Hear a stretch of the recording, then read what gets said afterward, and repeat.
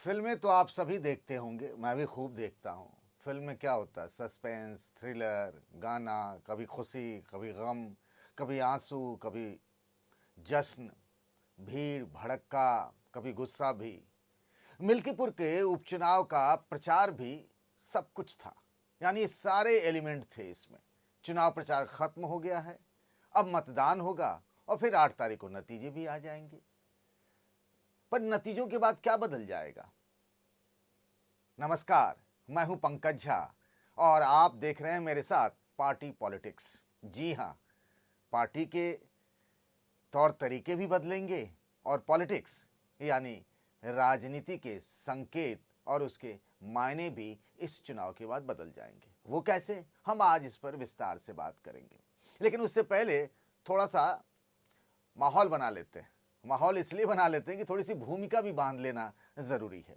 अब से कुछ देर पहले अखिलेश यादव का मिल्कीपुर में चुनाव प्रचार खत्म हो गया। उन्होंने एक रैली की, बड़ी भीड़ जुटी थी और उसमें उन्होंने बहुत कुछ बातें कही। एक नई बात जो हमें सुनने में आया और देखने में आया वो कि उन्होंने पहली बार योगी आदित्यनाथ के परिवारवाद पर भी सवाल उठाया है, क्योंकि बीजेपी की तरफ से और यूपी के मुख्यमंत्री योगी आदित्यनाथ की तरफ से अखिलेश यादव के परिवारवाद पर लगातार हमले किए जाते रहे। ये बात सबके सामने है कि उनके परिवार के कितने लोग सांसद हैं, विधायक हैं या पॉलिटिक्स में हैं या कितने लोग पदों पर रहे हैं। आज पहली बार अखिलेश यादव ने किसी मंच से जवाब दिया और कहा, उनके जो गुरु रहे हैं महंत अवैधनाथ जी गोरक्षपीठ के, जो वो खुद भी सांसद रहे हैं, उनको अखिलेश यादव ने ये कहा कि योगी आदित्यनाथ के वो मामा थे और परिवारवाद तो वहाँ भी चल रहा है। बातें और भी कही गई, उन बातों पर हम बात करेंगे बाद में। सबसे पहले ये जान लेते हैं कि इस चुनाव से क्या निकलने वाला है। जैसे अभी महाकुंभ चल रहा है तो ये बार बार एक कथा सुनाई जाती है कि दैत्य और दानवों में झगड़ा हुआ था, फिर उसमें अमृत मंथन हुआ, मतलब अमृत निकला, उस अमृत की 4 बूंदें गिरी, उनमें से एक जो जगह है वो प्रयागराज है, वहाँ महाकुंभ चल रहा है। उस महाकुंभ में हुई भगदड़ को लेकर भी राजनीति अपने चरम पर है, हम उसमें नहीं जाएंगे। मिल्कीपुर पर बात करेंगे। मिल्कीपुर एक सुरक्षित सीट है। इससे पहले समाजवादी पार्टी के वहां से विधायक थे अवधेश प्रसाद, जो अब फैजाबाद से लोकसभा के सांसद हैं। अवधेश प्रसाद इस पूरे चुनाव प्रचार में उनका एक वीडियो खूब वायरल हो रहा है। भरी प्रेस कॉन्फ्रेंस में वो रो पड़े और उन्होंने अपने इस्तीफे की धमकी तक भी दे दी। उन्होंने कहा, मैं बेबस हूं, मैं लाचार हूं, मैं एक दलित बेटी की रक्षा भी नहीं कर पाया और उसके लिए कुछ कर नहीं पा रहा हूं और जरूरत पड़ी तो मैं लोकसभा से इस्तीफा दे दूंगा। पहली बार सांसद बने हैं। एक बड़ा प्रयोग किया अखिलेश यादव ने, जो पीडीए का फॉर्मूला चल रहा था पिछले लोकसभा चुनाव में, कि फैजाबाद जो कि जनरल सीट है वहां से उन्होंने एक दलित नेता यानी अवधेश प्रसाद को टिकट दिया। वो फैजाबाद जिसमें अयोध्या भी पड़ता है, उसी अयोध्या में पिछले साल 22 जनवरी को राम मंदिर का प्राण प्रतिष्ठा समारोह हुआ था और फिर ऐसा लगा था कि हिंदुत्व पर सवार होकर बीजेपी 400 पार भी कर सकती है, जैसा बीजेपी का नारा था। लेकिन उस नारे में उतना दम नहीं रहा जब नतीजे आए, और सबसे बड़ा नुकसान तो अयोध्या वाली जो फैजाबाद की सीट पर बड़ा उलटफेर हुआ, जहां समाजवादी पार्टी ने बीजेपी को हरा दिया। उसके बाद तो अवधेश प्रसाद हॉटकेक बन गए, सुपरस्टार, सुपर डुपर स्टार। वो लोकसभा में पहली कतार वाली सीट पर बैठते थे, एक तरफ अखिलेश यादव, दूसरी तरफ राहुल गांधी। वो ब्रांड बन गए सोशल जस्टिस के, सामाजिक न्याय के और अखिलेश यादव के पीडीए फॉर्मूले की। अब इसी पीडीए फॉर्मूले के, इस ब्रांड एम्बेसडर की और पीडीए फॉर्मूले की इज्जत दांव पर है। ये पीडीए फॉर्मूला क्या आगे भी चल पाएगा?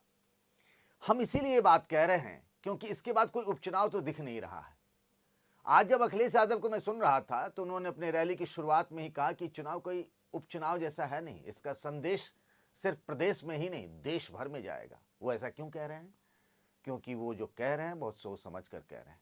उनके कहने का मतलब ये है कि इस चुनाव की जीत से जो मैसेज निकलेगा उसी से रास्ता खुलेगा अब से ठीक 2 साल बाद, यानी साल 2027 में होने वाले यूपी के विधानसभा चुनाव की, जिसको लेकर अखिलेश यादव कह रहे हैं कि समाजवादी पार्टी की सरकार आ रही है और योगी आदित्यनाथ कह रहे हैं कि हमारी तो हैट्रिक लगेगी। अब हम इसीलिए कह रहे हैं कि बीएसपी और मायावती, बीएसपी की जो प्रमुख है मायावती जी, उनकी पार्टी लगातार कमजोर होती जा रही है। पिछला जो लोकसभा चुनाव हुआ उसका सबसे बड़ा टेक क्या रहा, नैरेटिव क्या रहा, मैसेज क्या रहा, उसे आप यूपी की राजनीति का चमत्कार ही कहेंगे ना। लोग कहते भी हैं, यह माना जाता रहा था कि यूपी के दलित कभी भी समाजवादी पार्टी के साथ वोट नहीं कर सकते, यानी यादव और दलित बिरादरी के लोग एक साथ नहीं बैठ सकते।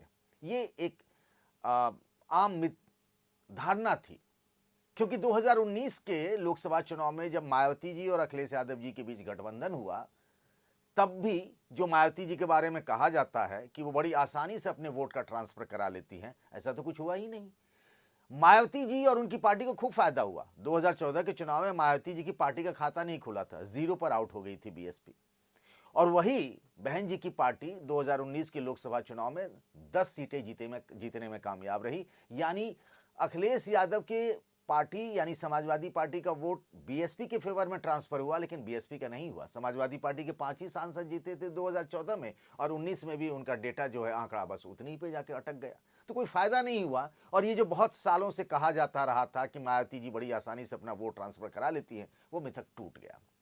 लेकिन 5 साल बाद जब चुनाव हुआ तो पीडीए के फॉर्मूले का रंग ऐसा चढ़ा कि जब रिजल्ट आए तो 37 सीटें समाजवादी पार्टी की और 6 सीटें उनके गठबंधन के साझेदार कांग्रेस को मिली। और ये कहा गया कि भाई पहली बार दलितों ने बढ़ चढ़कर समाजवादी पार्टी के लिए वोट किया।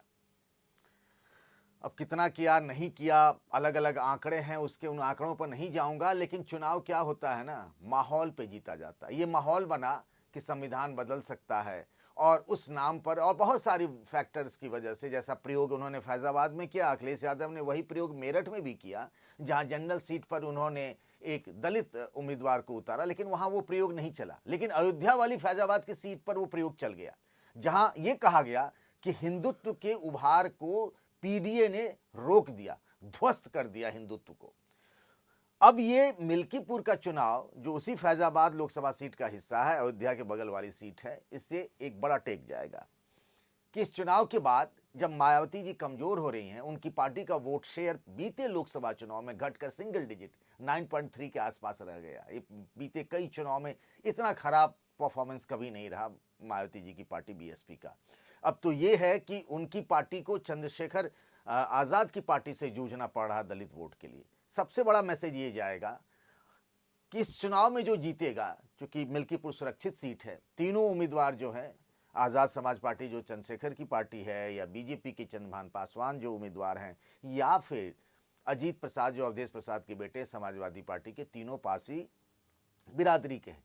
ये सबसे बड़ा मैसेज ये जाएगा, सबसे पहला ये कि फैजाबाद में जो अगर इस समाजवादी पार्टी जीतती है तो वो ये डंका पीटेगी और लोगों को समझाएगी, और इस मैसेज के साथ अगले 2 साल के बाद चुनाव में उतरेगी कि दलितों का झुकाव अब बीएसपी की तरफ नहीं, समाजवादी पार्टी की तरफ है। यानी दलित अब समाजवादी पार्टी के साथ हैं, दलितों की उम्मीद, दलितों की आकांक्षा अब समाजवादी पार्टी में। ये जो बार बार बीजेपी और मायावती की तरफ से कहा जाता है, और बहुत सारी वजहें बताई जाती हैं, जैसा अभी योगी आदित्यनाथ जी ने चुनाव प्रचार में भी मामले को उठाया कि कन्नौज में मेडिकल कॉलेज का नाम भीमराव अंबेडकर, बाबा साहब अंबेडकर के नाम पर था, उसको बदल दिया गया था, तो फिर उन्होंने उसका नाम अंबेडकर साहब के नाम पर रखा। ऐसे ही उन्होंने महर्षि वाल्मीकि जो अयोध्या का एयरपोर्ट है वो नाम रखा, तो उन्होंने कहा समाजवादी पार्टी के पेट में दर्द होने लगा। यानी कुल मिलाकर ये नैरेटिव बीजेपी की तरफ से बनाने की कोशिश की गई इस पूरे चुनाव प्रचार में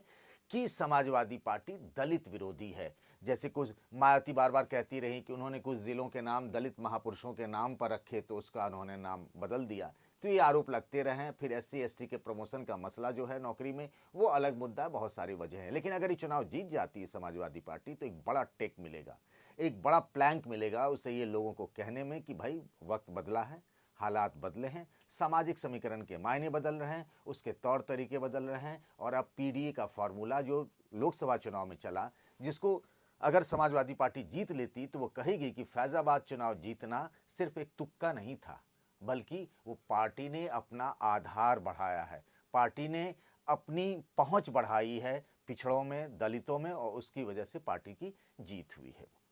दूसरी एक बात देखिए, योगी आदित्यनाथ पूरे चुनाव प्रचार की कमान संभाले हुए हैं। इसमें अगर देखेंगे तो बीजेपी की तरफ से स्टार प्रचारक तो खुद योगी जी ही थे, हालांकि समाजवादी, और उन्होंने पिछले बीते दिनों में करीब 7 बार 8 बार दौरा किया है योगी आदित्यनाथ ने, मिल्कीपुर में बार बार गए हैं और बार बार उन्होंने एक मुद्दा उठाया, वो है मोहित खान का। मोहित खान जो अयोध्या में एक रेप का मामला हुआ था, जिसमें वो आरोपी है और समाजवादी पार्टी का नेता है, वो जेल में बंद है, और रेप की जो पीड़िता है वो पिछड़ी बिरादरी की थी।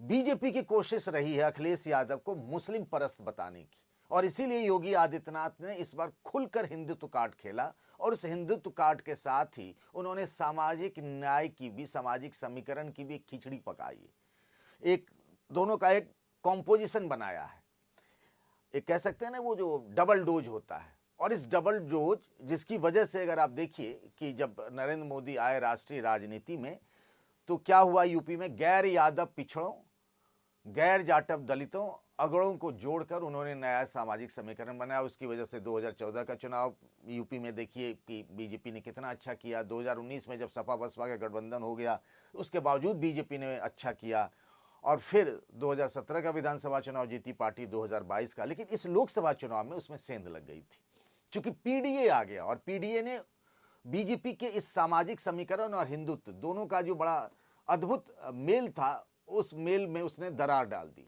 इस बार योगी आदित्यनाथ ने हिंदुत्व को आगे रखा और सामाजिक समीकरण को पीछे से रखा, दोनों को मिलाकर उन्होंने प्रयोग किया। इसीलिए जब भी वो वहां गए, उन्होंने मोहित खान वाले मसले की चर्चा जरूर की, ये बताने और समझाने के लिए कि अखिलेश यादव को चिंता और समाजवादी पार्टी को चिंता किसी की नहीं है। ये लोग नकली हैं, ढोंग रचते हैं सामाजिक न्याय की, और इनकी चिंता है तो सिर्फ मुसलमानों की चिंता है। इसीलिए उन्होंने एक तरफ मुसलमान और बाकी तरफ पूरा, अब वो हिंदुत्व की बात नहीं करते, सनातन धर्म की बात करते हैं। और इसीलिए उन्होंने जानबूझकर गाजी और पाजी वाला एक नारा योगी आदित्यनाथ ने वहां दिया। ये जो महाकुंभ में भगदड़ मच रही है, उसको लेकर भी उन्होंने तंज कसे। इसी दौरान क्या हुआ, आज जब हम आपसे बात कर रहे हैं, चुनाव प्रचार के आखिरी दिन अखिलेश यादव गए, उससे पहले डिंपल यादव ने रोड शो किया, योगी जी ने तो कई चुनावी सभाएं की। एक हम जब बात शुरुआत हमने जब की थी ना कि ये पूरा का पूरा चुनाव प्रचार एक फिल्मी कहानी जैसा हो गया, इसमें सब कुछ मिला, तो एक मर्डर मिस्ट्री भी आ गई। 22 साल की एक दलित लड़की के रेप और मर्डर की बात आई, तो उसमें कह दिया गया भाई कि रोने लगे अपने समाजवादी पार्टी के सांसद अवधेश प्रसाद। फिर उन्होंने कहा कि मुझे बीजेपी की तरफ से कुत्ता कहा गया, मुझे कुत्ते की पूंछ बना दिया गया। मतलब चुनाव तो वैसे भी आजकल विकास और शिक्षा, सड़क, स्वास्थ्य, इन सब मुद्दों पर कहाँ बात होती है, बात ऐसे ही इमोशनल मुद्दों पर होती है। तो उनका वीडियो खूब वायरल हुआ, जैसा मैं कह रहा था। फिर उन्होंने अपने को दिखाया कि देखो भैया मुझे कुत्ता कह रहा है। वो 9 बार के विधायक रहे हैं, अब सांसद बने हैं, मुलायम सिंह की सरकार में मंत्री रहे, पुराने ठेठ नेता हैं, जानते हैं चुनाव कैसे जीते जाते हैं, कैसे जिताए जाते हैं। और वो तो सबसे यही कह रहे हैं कि भाई चुनाव मेरा बेटा नहीं, मैं ही लड़ रहा हूँ। तो सब कुछ उन्होंने किया, वो जो शाम दाम दंड भेद वाली बात कही जाती है, उन्होंने ये भी कहा। लेकिन चुनाव प्रचार के ठीक आखिरी दिन उस मर्डर केस का खुलासा भी हो गया, 3 आरोपी पकड़ लिए गए। योगी आदित्यनाथ जी ने तो कल कहा था कि हो सकता है इस वाले मामले में भी समाजवादी पार्टी का कोई न कोई नेता शामिल रहा हो, कहीं ना कहीं इसका कनेक्शन भी मोहित खान जैसे मसलों से जोड़ने की कोशिश की। हालांकि अभी तक ऐसा पुलिस की छानबीन में ऐसी जानकारी पुलिस की तरफ से हमें नहीं बताई गई है। तो कुल मिलाकर जो सबसे बड़ी बात है, यहाँ से ये साबित होगा, अभी जो हाल में विधानसभा के 9 सीटों पर उपचुनाव हुए, उसमें तो बीजेपी का पलड़ा भारी रहा था। बीजेपी और उसके सहयोगी दल 7 सीटें जीतने में कामयाब रहे, समाजवादी पार्टी के हिस्से में 2 सीटें आई। ये मिल्कीपुर का चुनाव बड़ा महत्वपूर्ण हो गया है। सबसे बड़ा टेक जो यहाँ से जाने वाला है कि यूपी में जो 21% के करीब में दलित वोटर हैं, उनका झुकाव किस तरफ, एक नैरेटिव गढ़ा जाएगा यहाँ से कि भाई वो मेरी तरफ है। इसीलिए इस जीत के बहाने योगी आदित्यनाथ और अखिलेश यादव दोनों ने अपनी प्रतिष्ठा लगा दी है इस चुनाव में। और इसी चुनाव से कहा जा रहा है कि पता चलेगा कि 2022 का रास्ता, माफ करिएगा, 2027 का रास्ता कैसे खुलेगा। आपको क्या लगता है कि इस चुनाव से हमें 2027 का एक माहौल पता चल जाएगा क्या? क्या आपको लगता है कि दलित वोटरों का झुकाव समाजवादी पार्टी की तरफ है या बीजेपी की तरफ है? एक बात और भी है,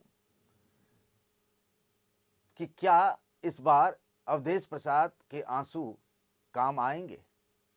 हमें आपकी राय का इंतजार रहेगा। तब तक अपना ख्याल रखिएगा। नमस्कार।